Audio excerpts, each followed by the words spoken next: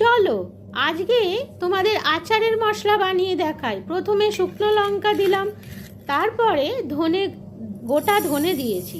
এই ধনে যেই পাত্রটা নেবে তার ডবল পরিমাণ ধনেটা নেবে, আর বাকি মশলাগুলো সেম টু সেম একবারই এক ভাগই নেবে।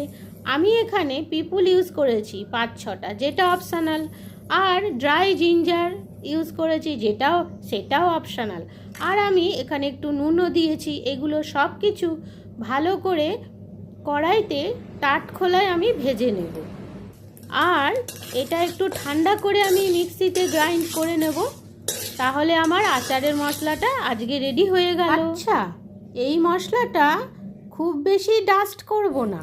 তারপরে সরষের তেলকে ভালো করে গরম করে একটু ঠান্ডা করে নিতে হবে। তারপরে মেথি দানা, হিং আর হলুদ দিয়ে দিলেই আচারের মশলা পুরো কমপ্লিট।